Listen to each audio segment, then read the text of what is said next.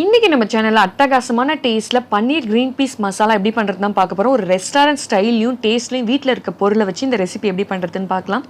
தோசை, சப்பாத்தி, பூரிக்கெலாம் ஒரு best side டிஷ்ஷாக இருக்கும். இதோட டேஸ்ட் அப்படி இருக்குங்க. Welcome to love recipes Tamil channel. எப்பயும் சொல்கிற நம்ம சேனல் இன்னும் நீங்கள் சப்ஸ்கிரைப் பண்ணலன்னா மறக்காமல் பண்ணிடுங்க. பக்கத்தில் இருக்க பெல் ஐக்கானு மறந்துடாமல் ப்ரெஸ் பண்ணிடுங்க. ப்ளீஸ் இப்போ தான் நம்ம சேனலை ஃபஸ்ட் டைம் பார்க்குறேன், மறக்காமல் சப்ஸ்கிரைப் பண்ணிட்டு பாருங்கள். வாங்க வீடியோக்குள்ளே போகலாம்.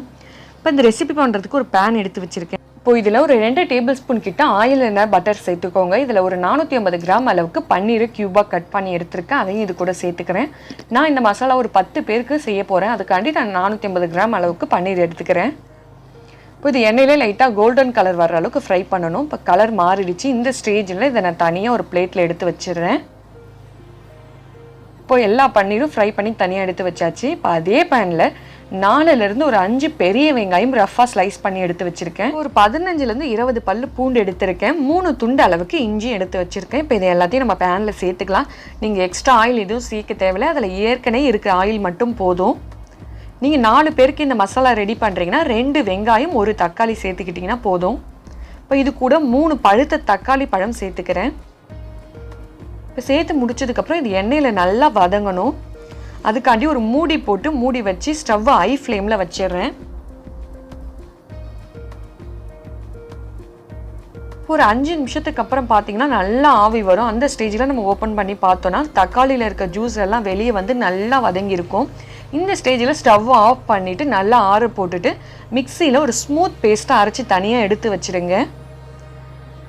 நெக்ஸ்ட்டு கிரேவி பண்ணுறதுக்கு ஒரு பாத்திரம் எடுத்து வச்சுக்கிறேன். அதில் ஒரு 2 டேபிள் ஸ்பூன் அளவுக்கு ஆயில் சேர்த்துக்கிறேன். ஆயில் கூடவே ஒரு டேபிள் ஸ்பூன் அளவுக்கு பட்டர் சேர்த்துக்கோங்க. உங்ககிட்ட நெய் இருந்தால் அது கூட நீங்கள் சேர்த்துக்கோங்க. இப்போ பட்டர் உருங்கினதும் அது கூட ஒரு 2 துண்டு பட்டை, 2 துண்டு கிராம்பு சேர்த்துக்கிறேன். இது கூட ஒரு டேபிள் ஸ்பூன் அளவுக்கு கஸ்தூரி மேதி சேர்த்துக்கிறேன்.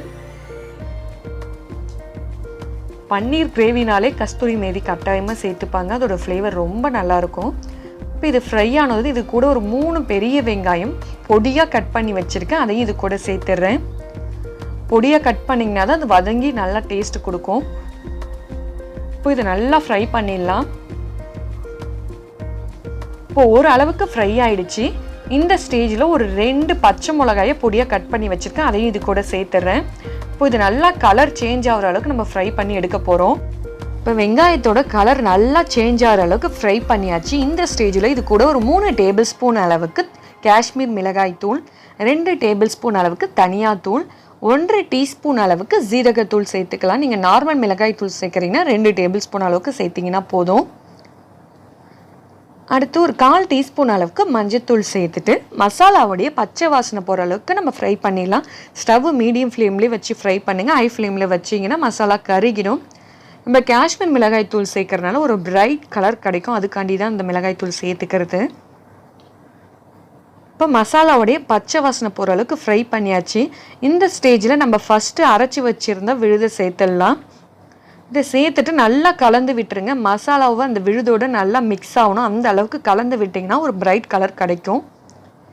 உங்களுக்கு பார்த்தீங்கனாலே தெரியும் பாருங்கள். இந்த ஸ்டேஜில் உங்களுக்கு கிரேவி எந்த அளவுக்கு வேணுமோ அதுக்கேற்ற மாதிரி தண்ணி சேர்த்துக்கோங்க. தண்ணி சேர்த்துட்டு நல்லா கலந்து விட்டதுக்கப்புறம் ஒரு கப் அளவுக்கு பச்சை பட்டாணி சேர்த்துக்கோங்க. சேர்க்கறதுக்கு முன்னாடி ஒரு 1/2 மணி நேரம் பச்சை பட்டாணியை தண்ணியில் ஊற வச்சு சேர்த்துருங்க. அப்போ தான் பட்டாணியில் இருக்கிற க்ரீன் கலர் இன்கெல்லாம் ஓரளவுக்கு வெளியே வந்திருக்கும்.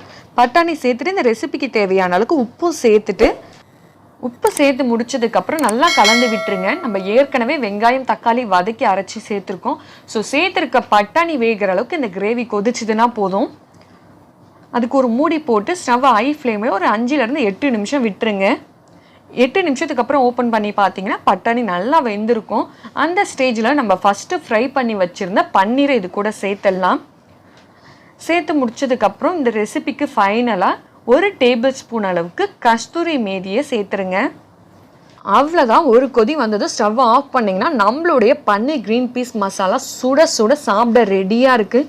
பார்க்கவே எவ்வளோ கலர்ஃபுல்லாக இருக்குன்னு பாருங்கள். இந்த ரெசிபியை ட்ரை பண்ணி பார்த்துட்டு எப்படி இருந்துச்சுன்னு மறக்காமல் எனக்கு கமெண்ட் பண்ணுங்கள். இந்த வீடியோ பிடிச்சிருந்துச்சுன்னா லைக் பண்ணுங்கள். மறக்காமல் நம்ம சேனலை சப்ஸ்கிரைப் பண்ணுங்கள்.